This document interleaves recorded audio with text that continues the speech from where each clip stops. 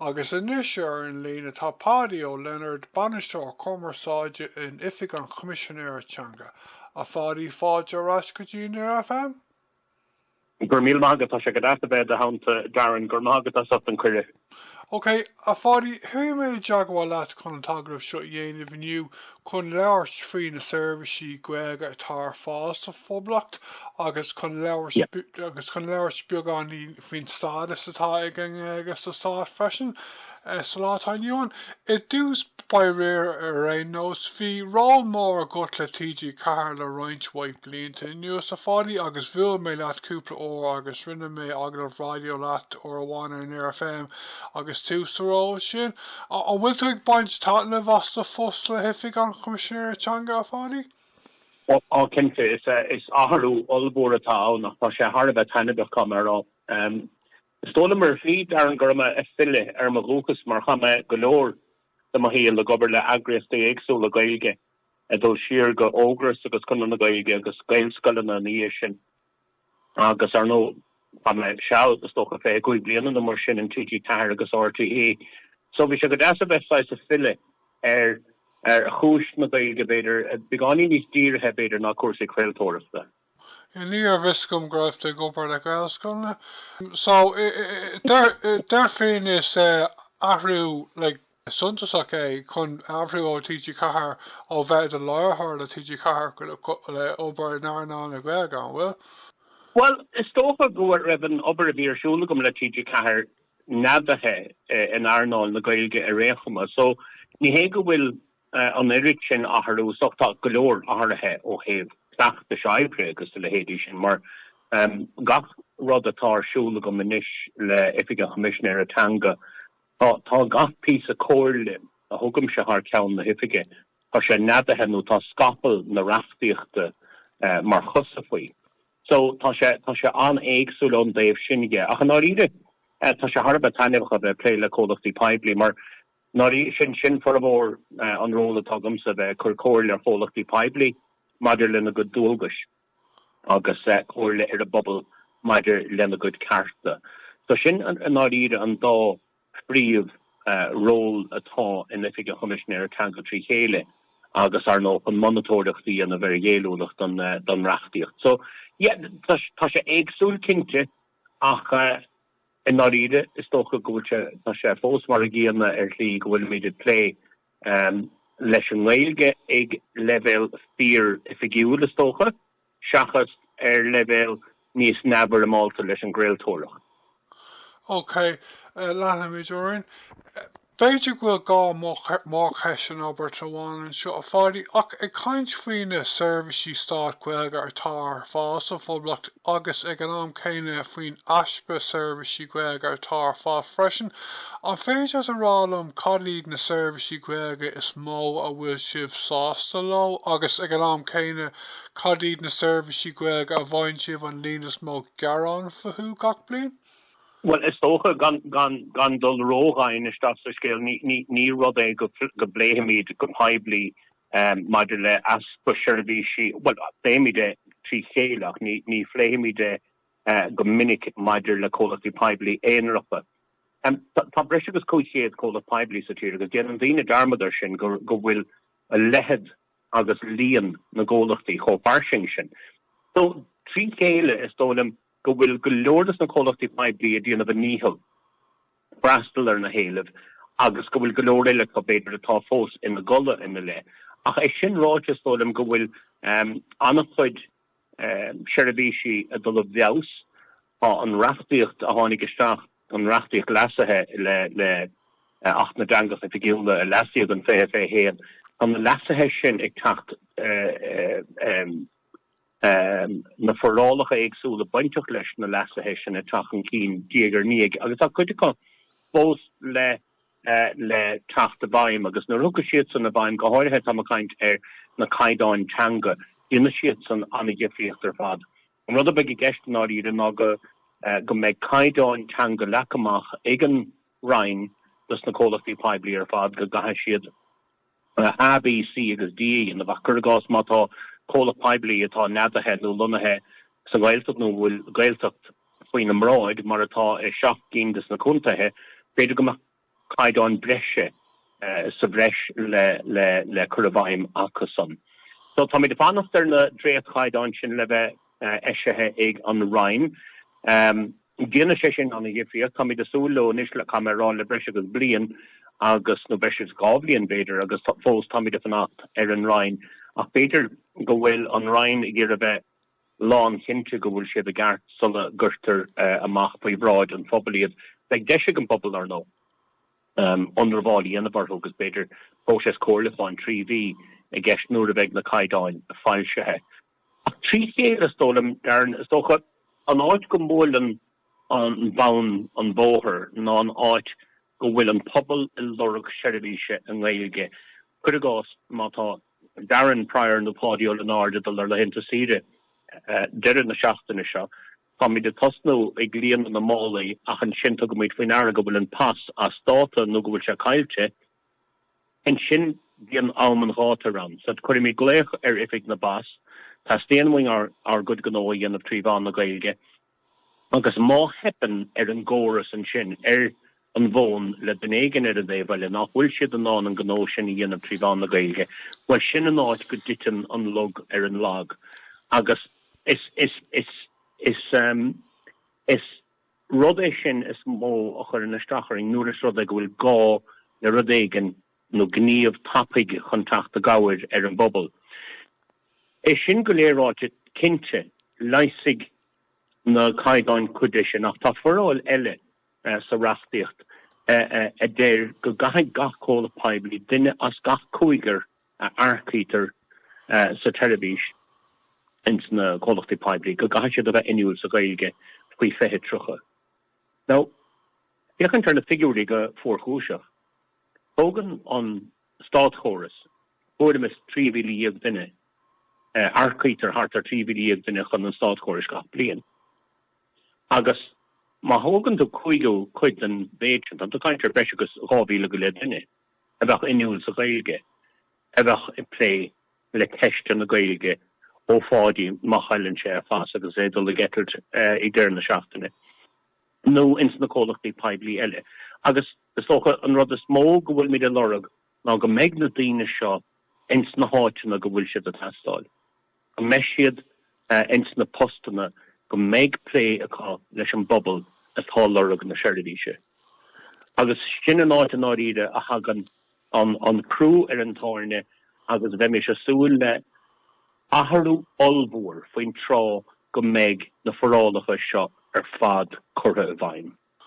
Okay, Carcanor, Sfeijin Beiger Country Vine Seirbhísí Arhenish, Camerán ní minic a bhíon féin a jaagwal a ran a réaltas ná le hagra stát.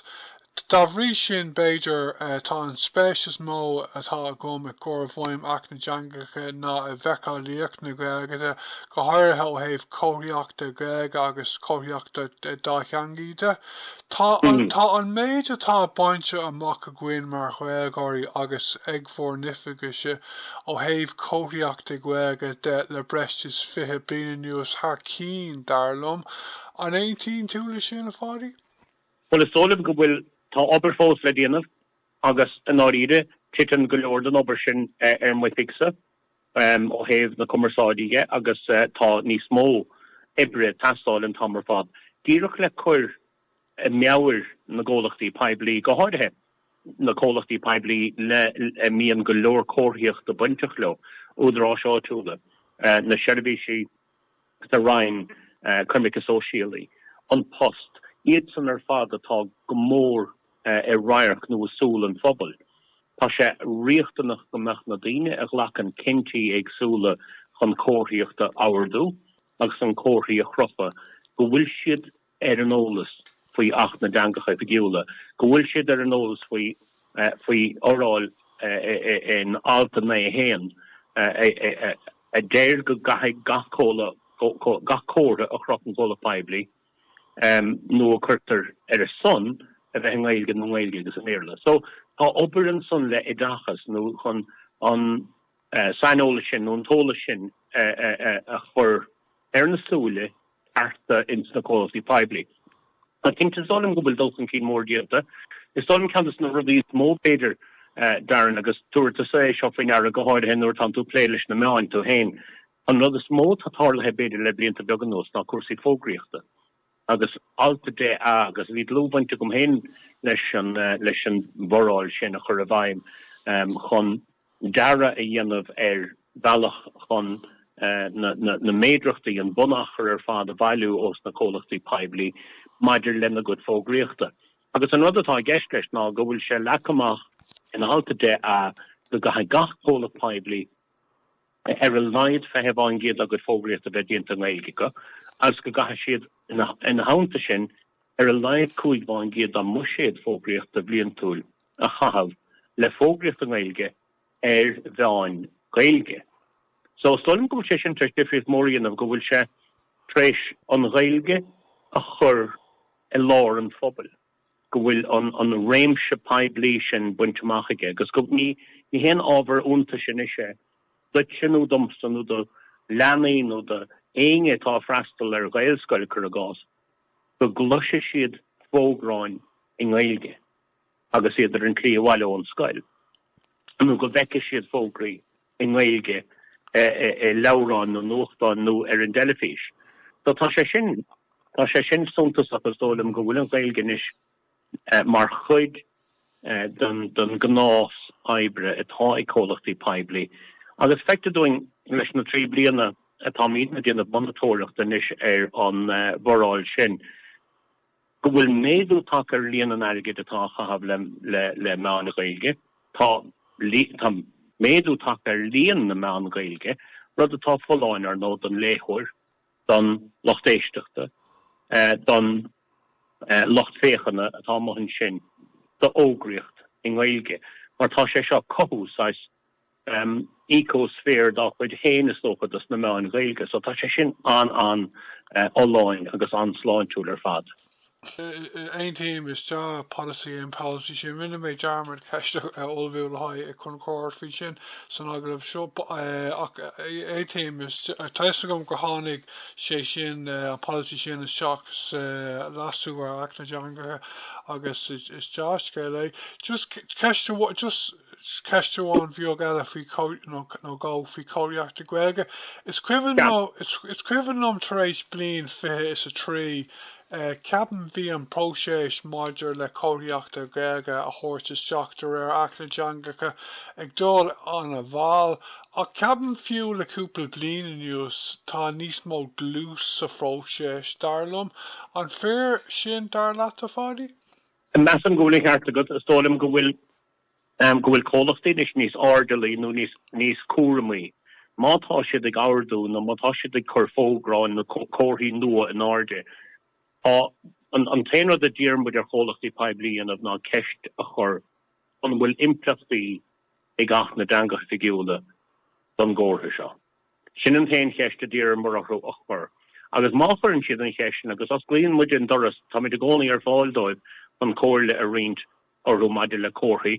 Tá sanolalas ar le san ifig go gin maidir le cuasaí eisteachán bíochas nach sin an gnó tá agan. Tá mid lántásta cúna bhúirt nar a haganse go cóirle a rein leis na cólachtaí Páidí. Stólim go bhfuil sé treis fáú mar deirtú agus a stólim go bhfuil cólachtaí go bhfuil siad níos oscailte inis le cartú íanamh le na good gnás aibre héin i cheartú agus stólim go rud úntacha sin. Tá siad dásta doling le leis an dúláán agus an obair íanamh. Agus ó thaobh cóireachta Gaeilge de tá dul chun cín ó thaobh policy mór áirithe im lína fiú. Ní dóilm go bhfuil fábhar na nGaeilgeoirí ar an álas faoin policy seo atá gcuireann is fádaí de roinnt mín innius. An féidir as intin dóibh siúil atá géisteach líon nachhuir nós cad é an policy nua ó thaobh cóireachta de a tháinig isteach roinnt mín ó hen? Well, náíre an pí a dearnach is tócha den jigsaw bhí ann agamach bhí dátaí agsúla leacamach sa bunreachtaíocht agus an dáta dearnach ó thaobh cóirthaíochta tháinig sé sin a bhain beála mí máta na bliana seo agus bin go gathach éon chóirtha de chuid cólachta Páidí a bhí méarla go gathach sé sin in is a bheith in Gaeilge nó go dTeangach. So an chuid dearnach inis den rachtaíocht ó héamh na cóiríochta sin take a bhain. Agus is tólim gur úntacha inis gur féling ará, well, tá sé sa léirin is dún lads, a gachra dawn, ní gáidí inis achtal agus é dhéanamh. Mar bhí na dúlgus seo, ní chuide go lecamach sa bhun rachtaíocht ach an son bhí chuide go lecamach in instrum rachtúla, agus is tólim gur instrum rachtúla dóna in na rábhíle sa hocht a legamach go gaithig na cóirí ein córa a bheith a fáca mun sin a bhí méarla nach raibh eistrithe agus ar cóir a bheith dá hanga go gaithig sé sin a bheith dionanta faoi bhórta na bliana seo. An é sin an Peter Rachtaí is just Gaeilge seo freisin a bhí darlum teacht a bhain Acht na dTeangacha Oifigiúla bhléon gábhíonn trí staril agus an policy atá gcuin le roinnt míl inniu so heibh cóireacht le staril freisin darlum mar cuid an Acht. An 19 túla sin a fádi? Inte. Okay. Yeah, inte. Okay, bhhail at bhléigean ráfuí? No, bhfuil stólam go bhfuil sé díreach ráin san agus go bhfuil sé saléir go más a bhéad atá ráte go tain. Ach stólam go bhfuil an picú mór in seo stólam an tahananta sa stócha táthúirt san Gaeilge agus fiúháin inis sna mína seo Darren. No recannta go bhfuil uachtarántacht an aonta seorbig nó an Coimisiúin faoi chóram rialtas na hÉireann fan láthir.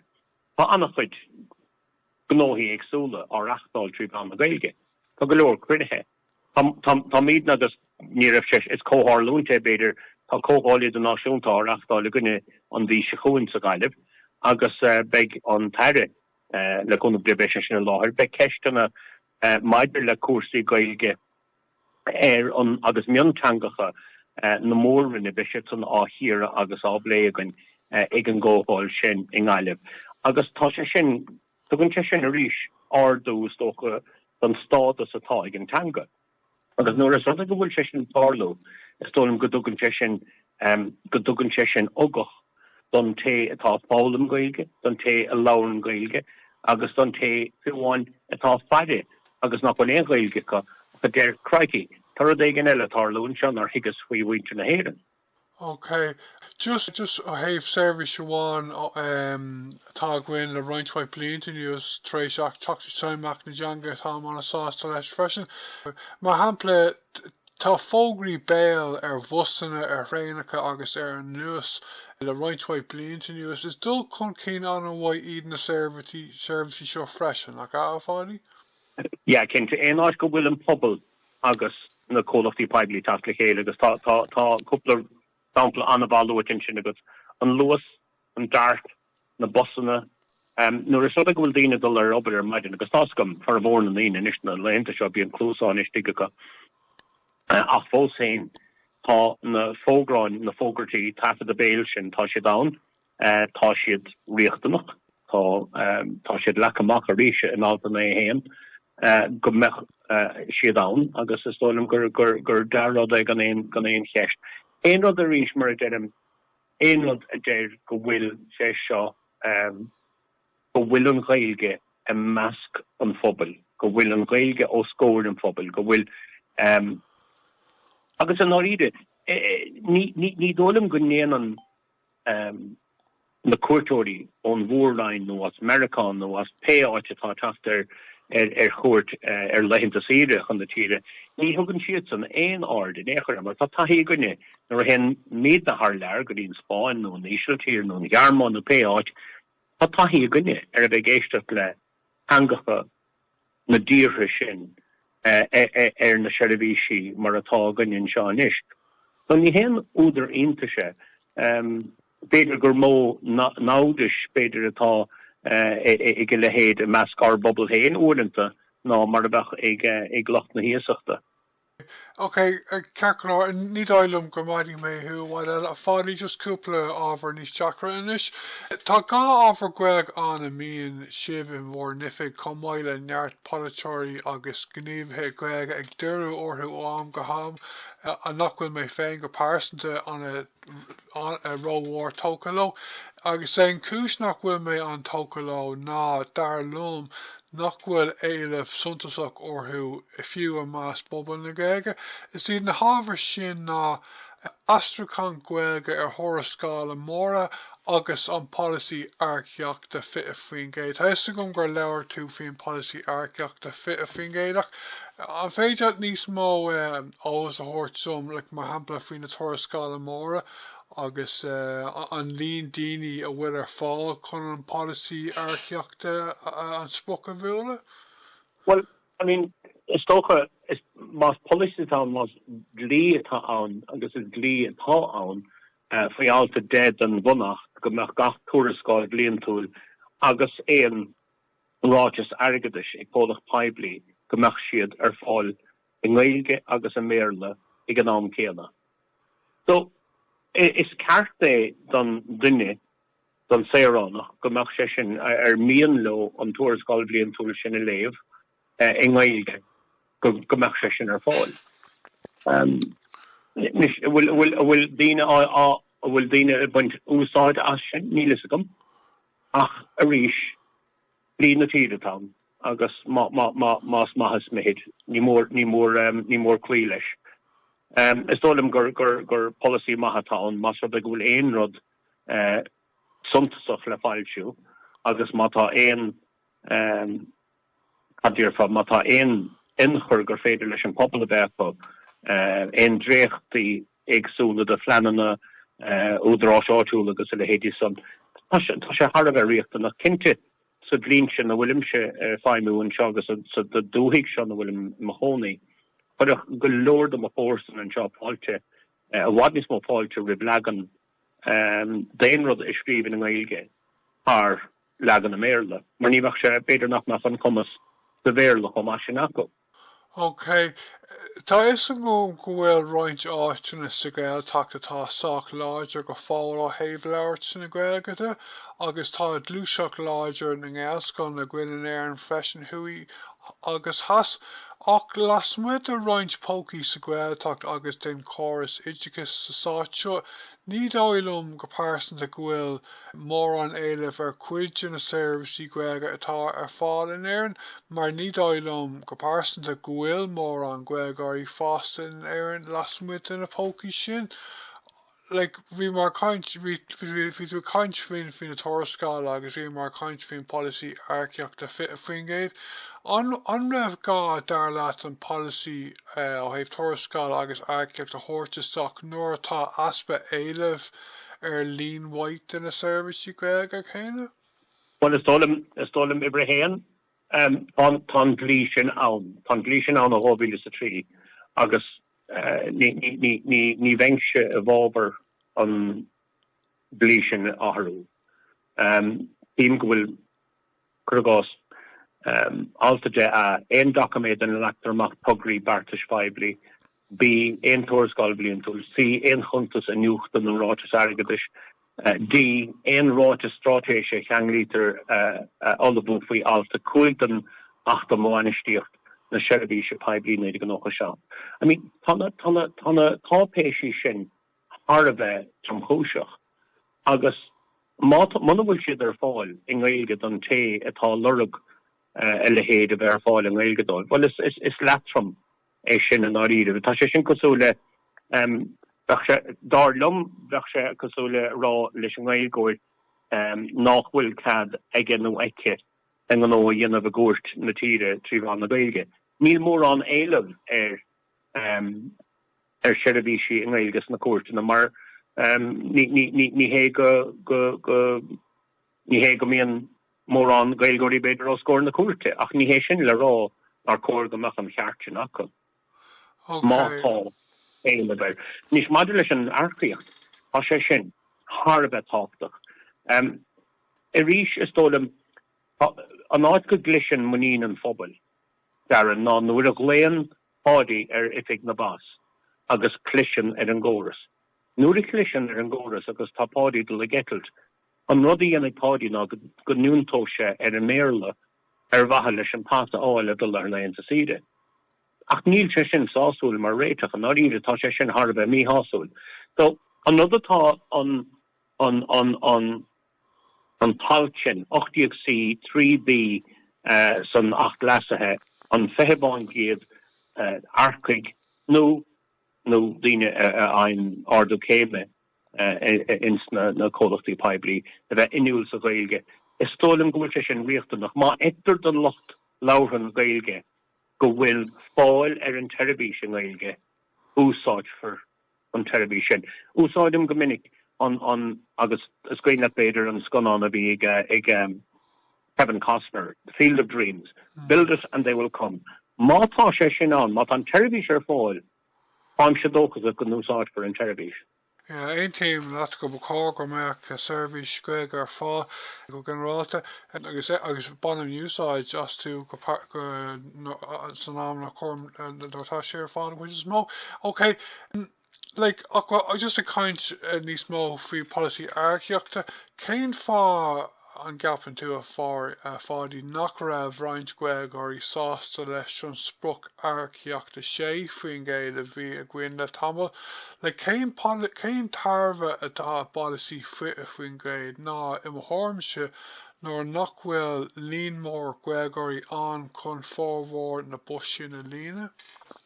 Ní is gom cén policy donna bhfuil tú tagart an sébháin géad is cuimhnóm nóair raibh Duine McGinley mar ar Stáit na Gaeltachta dús nóair raibh an play faoi abhreitnú ar Acht na dTeangacha dúirt sé go raibh sé chun tógáil policy sé faoin Gaeilge do arceachta Gaeilge nua seach agus sin bhí bhrú agus dúirt an de Kennedy go raibh an réad a sásta policy fit faoin Gaeilge thóirte seach agus just ar fád tá ní me cinnte an raibh sé a bhaim go Oifigiúla ach dúirt Duine McGinley okay ní raibh sé a bhaim.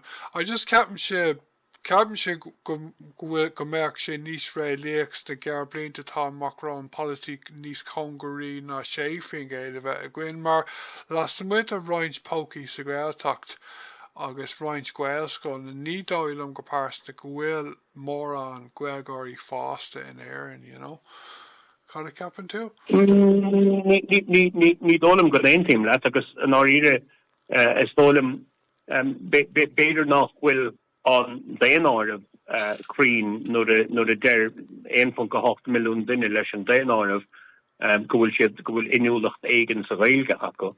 Ach tá cinnte go bhfuil an étadáin nó an líon a bhád níos iarde ná an líon cainteoirí léithúla atá sa tír. Beidir go bhfuil an líon cainteoirí léithúla fitte go mór le blianta nuas. Agus tólam sa go de réir mar atá an tír seo tréis isteach dogra na hórpa go bhfuil go leor daoine tréis macnamh íanamh ar a go féinúlachta agus go bhfuil an éanúlacht sin beidir a chuir gleachtacha ó hebh úsáid na teangan ige. So ní huping leat an éair ar sin is ólam go bhfuil líon an Gaeilge agus is ólam an áte bhfuil tusa a feimime was go bhfuil níos mó cainteoirí léithúla Gaeilge sin beidir ná mar atá sa chudead an tír. Agus tólim go gahamid freastal ar an beidir tán agus is tólim a rís go dócaig an freastal sin go dóga sé ar an líon agus go médóig an líon má captar go bhfuil Seirbhísí andó agus tólim go bhelsó sé sin de chách. Agus tá sí tábhachta chun úsáid a bhaint as na Seirbhísí nach bhfuil? Gan éon cheist agus is tólim go rud é sin go gahamid a bheith an osintach faoi agus é sin tú gur féidir le daoine. Díreach a bheith ar a gumpód tá se har a bheith táchtach mátá ceist go bhfuil tú gáardú le cólach Páidí má an deise go an cheist sin a chur nó an fistrucháin sin a dhéanamh bhí bhán na Gaeilge. Sé mó tráchta mas féidiréis na húlteir. Eccan an cólach Páidí tafta na dro cés fearre. Mar a rís brinse sin brú ortha a gcuid Seirbhísí ausú agus có mar sin tugann sé le pistóid go bhfuil éileban. So it's sicín agus ómhatá ón go puinte ach ag an am géana stólam nach bhfuil éon leiscéil an an áíre go bhfuil míid inis taca go dtíon puinte beidir ó héh forbert na teangan, beidir ó héh forbert na technoliaachta teangan agus go bhfuil deisian an son is stólam gur féidirling an rá orbert sin a thuirt le chéile chun freachtal níos fearr íanamh ar an bobal. Agus tá sí tábhachtta agus ceapan sé éasca freisin chun nóir tá rá a Gaeilge ar an bhán chun é úsáid nach bhfuil ach an am céine thula mé cuidhhaid an am nóir bhrún tú an ihar le haid Seirbhísí Gaeilge nach mín duine an sin an bhfuil sin fiásta an is go Páidí? Well, it's all an other tall again of Monowil Governor Tangwali and of Leipzig and Coimisinéir Teanga. Olus a Coimisinéir Bunkai tá fuirin bheag ach tá fuirin an inniu legan agus tá míad aclaí, ba bhile aldo gohfuil míad aclaí agus gohfuil míad tapig a fragar cheistin na mar sin. Stolim to go with Felsú, stolim go líon na Seirbhísí tar fáil a Felsú agus a méadú. Agus is maithona sin ach ag an géana muna núsáidin daoine na Seirbhísí stólam gur bocht an scéile ná riad an tauchaid le raig. Má tá Seirbhís Páidí a tastáileach inar be déana éileamh ar an Gaeilge. Muna bhfuil searfáil den teangáil linne agus déana míadna an na fistracháin th cheann an Dhearánaí.